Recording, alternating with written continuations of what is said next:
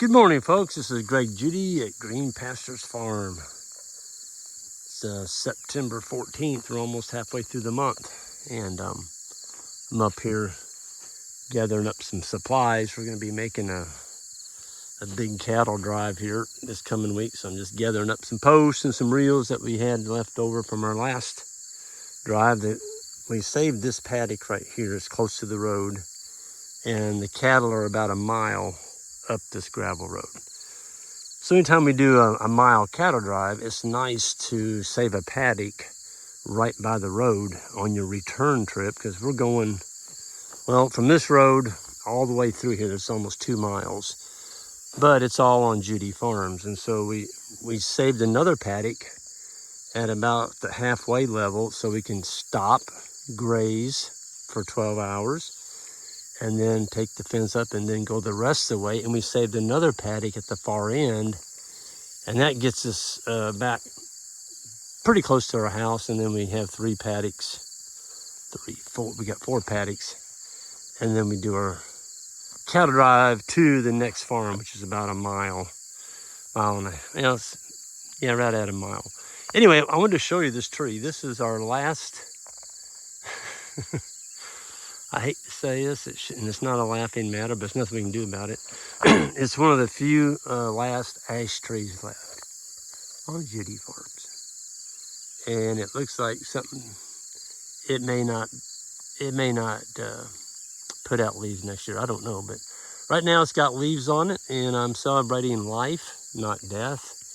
Who knows? This tree may make it through the ash borer. I don't know, probably not, but we've got a lot of little ashes coming up in some of the farms where the old ones are dead.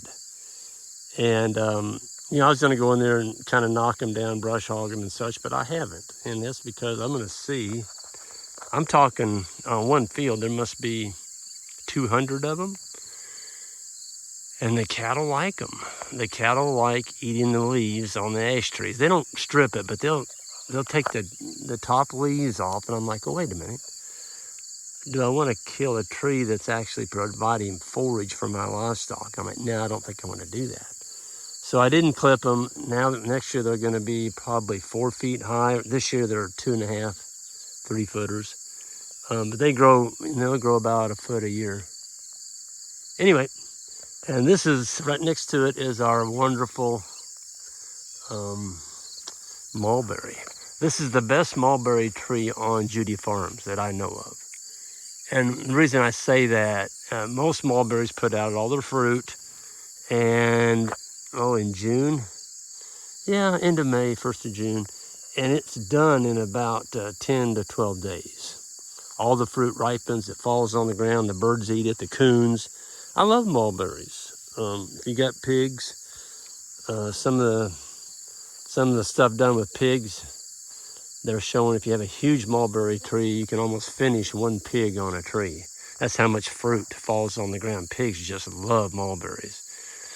And I think they're about 80 to 90% sugar. There's a lot of sugar in mulberries. But this one's unique.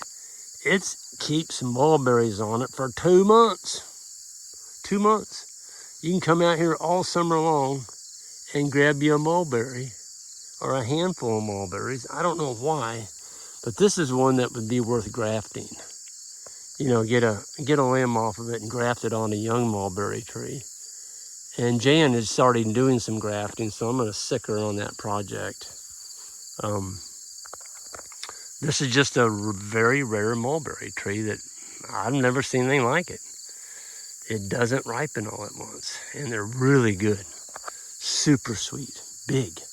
Some mulberries are little dinky things, the size of your fingernail. But this one, it's got big, nice, juicy mulberries on it. So happy to have that. This is kind of a special place right here for me. You can see there's an old roadway right here. We bought this farm back in, this is my Uncle Scott's. This is what we call the North Place. And there's the old Quonset hut over there. My Uncle Scott bought this farm. Well, he was teaching over in Africa.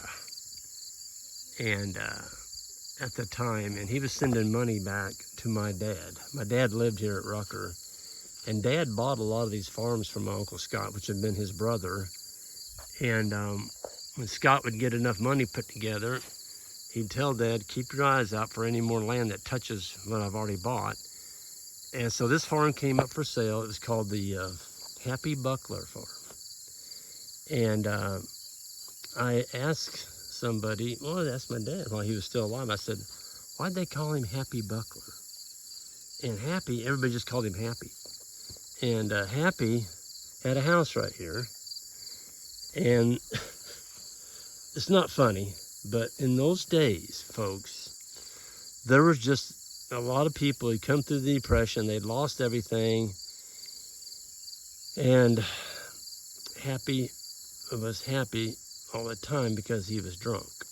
He was always drinking. And I hate to say that about anybody, but that's how he got his name.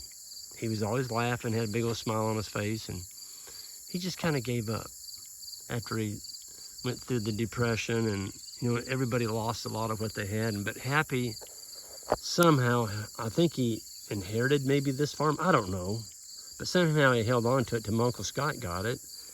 And I think Happy died, and anyway, his heirs sold it to my Uncle Scott.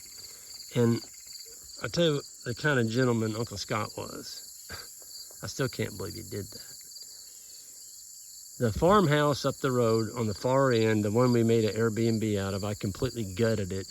That was the house back in the day that we moved to in 1965 from Minnesota. And Scott was living in that house. But he knew his older brother, which my dad had, at that time, 6 kids, and my little sister was born in that house in 1966, 67. And he knew my dad needed that house worse than he did. Dad wanted to move back to Missouri. We were living in Minnesota. Mom couldn't take the winters, so we brought the cows with us. We were milking. And I think Dad brought 14 cows to Missouri. And we moved here, and Uncle Scott moved out of that house and moved up here. Folks, Happy's old house, it was bad. It was bad. I mean, real bad. The windows were kind of halfway there. Some of them weren't. The doors, the flooring, there was coons living underneath it. There was coons in the attic. Scott moved in there and gave us his nicer, it was a pretty nice house. We thought it was. Didn't have any running water. Wasn't insulated, but back in those days, nothing was insulated. And didn't have a bathroom in it. We had an outhouse, but you know what? I thought that was kind of cool. At first, until wintertime, you had to use the bathroom. It wasn't cool on those nights, but literally it was cool on your hind end. But Scott moved in up here, gave us his good house, and so, I don't know, we got that old Quonset barn. That's where we keep our square bales for, I don't know, we got several hundred bales, and we keep around for, we need some square bales, and Jan's horse, Misty, she gets some of that. But, yeah, this old place has got a lot of history to it.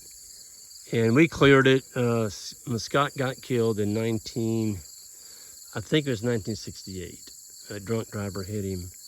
And my dad and his brothers and sisters kept all this ground. They just could not bring themselves to sell it. And I don't blame them. It was the only thing they had left of their brother. Scott never married, of course, never had any children, and so this is all they had left of their brother. And so they kept it. And I'm so thankful they did. Because if they'd have sold it right then, I was 9 years old. There's no way I could have bought it, but they kept it long enough that I got a job in town. I went to work at a factory, and I wasn't making a lot of money, but back then this land was pretty darn economical. You can buy it for, well, this piece here, my Uncle Scott my Uncle Dan, he owner financed this. And so, I paid him 6% interest, and it was a lot. I didn't think I would ever pay it off, but, we whipped it out pretty quick once we got on to custom grazing, the management intensity grazing. We've switched into mob grazing, and when you start managing your grass, it just makes a big difference on the profit. And so we paid it off in 3 years, and you know what? I look back now, and I just want to thank the two uncles I still have alive, Uncle Dan and Uncle David. He was in that. Uncle David, this is part of his farm too. It was his brother. And we were able to buy 3 tracts of my Uncle Scott's farm. So thank you, Uncle Scott. Thank you, Uncle Dan. Scott, if you're watching down from above, thank you for having the forethought to buy this property. And I think, well, Uncle David, last weekend, he just had his 99th birthday. And Uncle Dan is 97. Can you believe that? And Uncle David is still putting hay up. His son came down, Kevin was telling me they put some hay up, and David was up there stacking. He was stacking square bales. And then he's throwing them off at the barn. He's 99 years old, and plus he mowed it and raked it. 99. Yeah, I didn't make his birthday this year, and I was terribly, terribly disappointed. I had a speaking engagement, and I couldn't do it, but next year, that date is going to be open for me. I'm not booking it. And Uncle David is going to be 100. 100 years old, a century. Very few people are, you know, and I've seen some 100-year-old people, and, you know, they're 100 years old. David is still 100% got all his faculties. He's super. For a 100-year-old guy, he does stuff that I would say a 75, 80-year-old guy couldn't do. So, David, you've got excellent genes. He's lived a pretty clean life. I don't think he ever smoked. I don't think he ever drank. And that definitely helped him. But he just got a good demeanor about him, you know. And he's always that happy fella. He always has a smile on his face. And I'll tell you, people that go through life happy, and the glass is half full, not half empty, I think that's good for your health, you know? You're not mad at everybody. Everything doesn't upset you. I mean, David just chilled, you know, and yeah. He's one of my heroes, okay? He went through World War II, and I did a video with him and Uncle Dan. You can go back and look him up. It's been a couple years ago, maybe even 3 years ago, but it was put in about, September. I don't remember what year it was, but him and my Uncle Dan, I did them both, and it was a really good video. They told about their life, and yeah, I hold those people in high respect. So anyway, I'm going to get out of here, get these reels taken up. Sorry I blabbed on so much, but you know, there's a lot of history to this farm, and I'm just so thankful that the people that came before me had the forethought to buy it. They kept it, and then I was able to buy it from them later on as I got a young adult. So thank you guys, and we'll see you all next time, and have a good one.